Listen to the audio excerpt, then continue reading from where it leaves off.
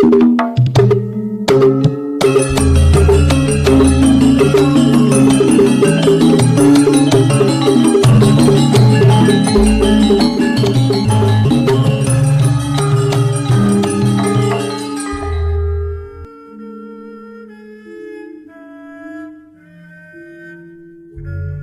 Ibu, para kadang kinasih, simbah-simbah lan adik-adik, para rama, suster, bruder berkah dalem Gusti, sugeng rawuh wonten ing PDSK channel menika. Kados pundi kabar panjenengan? Mugi-mugi bagas kasarasan, kesehatan, kawilujengan tansah mengko kula panjenengan sami anggenipun nglampahi gesang ing dinten menika. Lan mugi-mugi lumantar panglimbang basa Jawi waosan Injil kula panjenengan sansaya saged gayuh iman kapitadosan ingkang leres lan mantep. Langkung-langkung anggenipun kula panjenengan sansaya dados pribadi-pribadi sing wicaksana, sing tansah ngemungaken menapa sing langkung penting, langkung pokok wonten ing gesang. Kadangkala magayutan kalian pranatan utawi tradisi utawi maneka wani kebiasaan awake dhewe sok-sok ngurbanake kamanungsane awake dhewe. Sok-sok manungsa malah dadi korban, martabate manungsa nggih kaasorake demi aturan utawi pranatan. Wonten ing pasamuan suci kemawon kadangkala nggih boten gampil. Kados pundi gayuh kawicaksanan menggaing pranatan wonten ing liturgi umpamane utawi ing maneka wani tata cara misa. Wonten aturan pembuka ngantos doa pembuka ngadeg. Harikala wonten sing lenggah, kadangkala awake dhewe terus nggadahi prasangka sing boten sae. Kae wong kae kok misa malah lungguh wayahe ngadeg. Utawi nggih wonten sing lajeng meksa supados kabeh yen wayahe ngadeg kudu ngadeg. Ora peduli sing ngadeg menika kuat menapa boten. Nah menika salah setunggal gegambaran kados pundi kadangkala antawisipun pranatan lan kamanungsan menika sok-sok malah sing dikurbanke menungsane. Utawi wonten ing gesang padintenan ing dalan yen ana wong kecelakaan, awake dhewe ora bisa utawa ora wani langsung nulung. Mengko ndak malah diarani sing dadi korban utawa sing dadi pelaku. Kepara malah terus video ben viral. Nah menika mentalitas utawi kebiasaan-kebiasaan sing benten kalian jaman rumiyin. Gusti Yesus wonten ing waosan Injil dinten menika ugi ngadepi tiang-tiang sing gegeki pranatan. Pokok men manungsa kudu taat marang pranatan. Awit tumraping saperangan tiang Yahudi, pranatan menika dados jalaran tumraping kawilujengan. Wong sing taat pranatan bakal wilujeng, ning kosok baline wong sing ora taat pranatan menika bakal nampa kacilakan. Pemanggih lan keyakinan sing mekaten menika tumraping Gusti Yesus boten pas. Nah kados pundi cariyosipun? Monggo kita pirengaken sabda dalem Gusti ing dinten menika lan kita wiwiti kanthi sembahyang sawetawis.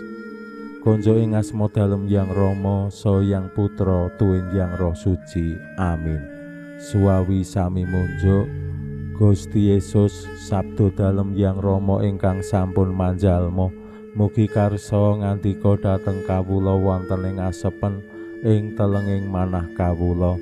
Kabika kegiatan lan panglipur ingkang manjing ing sabda dalem kapenuwana kawula mawi ing kawicaksanan dalem. Mugi-mugi srana anggen kawula maos lan mirengaken sabda dalem kawula sansaya nunggil ing sampeyan dalem. Amin. Waosan Injil kapethik saking Injil Markus bab kalih ayat 23 ngantos dumugi 28. Pinuju dina Sabat Gusti Yesus tindak langkung ing tegal gandum. Karo mlaku para murid nyetuti wulen gandum. Wong-wong Parisi padha alok, "Galo, gene padha nindakake sing dadi larangan ing dina Sabat." Nanging Gusti Yesus paring wangsulan. "Apa kowe durung tau maca apa sing ditindakake Prabu Daud karo kanca-kancane nalika kekurangan lan kraos luwih. Jamane Abiatar jumeneng Imam Agung, Prabu Dawud karo kanca-kancane mlebet ing padaleman suci lan dhahar roti pisungsung sing pancena mung kena didhahar para imam. Malah kanca-kancane uga banjur diparingi. Gusti isih nyambeti, dina Sabat iku dianakake kanggo manungsa, ora kok manungsa kanggo dina Sabat.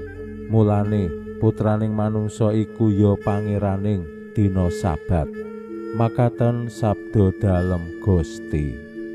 Suwawi sami munjuk, Gusti kawula munjuk sembah nuwun karana sabda dalem dadosa obor ingkang madangi margining gesang kawula. Katuntuna kawula sageta sabda dalem menika numusi manah ngantos tansah ngrembaka kangge nggayuh gesang ing swarga. Amin.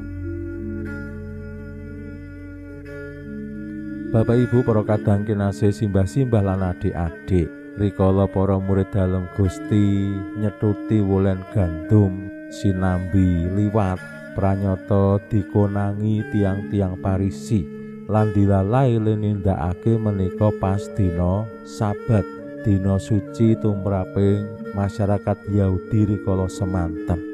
Pranatanipun ing dina Sabat sedaya masyarakat Yahudi boten pareng nindakake pakaryan menapa kemawon. Hari libur, hari kagem Gusti. Mila rikala ngonangi murid-murid dalem Gusti kok nyetuti wulen gandum terus didhahar. Langsung dikomentari dening saperangan tiang Parisi.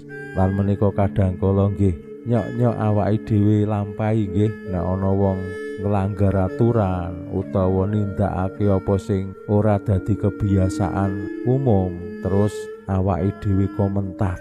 Nek rawani komentar langsung ya lewat status WA, Instagram, TikTok lan sapanunggalane kangge ngungkapake yen ora trima utawa ora seneng marang tiang-tiang sing nglanggar kebiasaan. Menika umumipun sing kalampah. Kadangkala nek wis komentar ngoten niku terus ora duweni kawicaksanan. Takon sik, ngopo kok nglanggar? Alasane sebabe apa? Situasine kepriye kok ana pelanggaran? Gusti Yesus paring pitedah dumateng kula panjenengan sami. Tiang-tiang Parisi sing komentar lajeng diparingi masukan.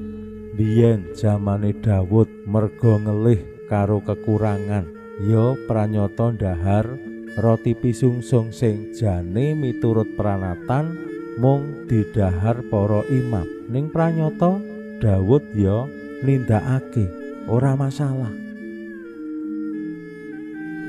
Awit tumraping Gusti Yesus temtu menika wekdal-wekdal mirunggan sing sanes kebiasaan. Nek situasine normal temtu nggih Gusti mboten bakal marengake para murid dalem nyetuti wulen gandum merga ngelih. Jenenge wis ngelih menika kebutuhan dasar sing kudu terpenuhi. Kawilujengan sacara kamanungsan menika nek awake dhewe cukup anggone nedha menika sing penting sepisanan. Sing kedua saged sandang, saged papan. Menika kebutuhan dasar. Mila yen kebutuhan dasar menika kurang, apa meneh terus ngasih ngawohake mbuh ngelih, mbuh gelandang mergo ranti omah, mbuh telanjang mergo ranti pakaian, ya wong terus ngalami perendahan martabat lan saged tumindak menapa kemawon supados kebutuhan dasaripun terpenuhi, ora mikir bab pranatan. Nek ngelih terus mikir pranatane ora oleh ngopo-ngopo, padahal perjalanan isih adoh, ora ana warung lan sapanunggalane. Mengko ya gledak ana ing dalan, semaput apes-apese ya terus ora ana. Gusti ngajak tiang-tiang Parisi lan temtu kula panjenengan sami, kados pundi pranatan menika kagem manungsa, sanes manungsa sing kagem pranatan. Pranatan utawi aturan kebiasaan dipun damel supados sansaya ngluhurake martabate manungsa jejering pribadi menapa dene jejering putra-putraning Allah. Mila wonten ing kebiasaan Jawi kula kinten nggih penting. Wong Jawa menika nggih yakin babagan dina becik, dina sing kudu dihindari, dina apik karo dina ala. Menika gumantung anggenipun le memaknai ampun ngantos merga gegeki kebiasaan bab dina apik, dina ala terus ngasorake martabate manungsa. Pinuji Allah sakmenika sarta ing salami-laminipun. Salam sehat, salam bahagia, salam katentreman. Lan mugi-mugi lumantar panglimbang dinten menika kula panjenengan tansah jinangkung ing berkah dalem Gusti ingkang Maha Kuwasa, Yang Rama saha Yang Putra tuwin Yang Roh Suci. Amin.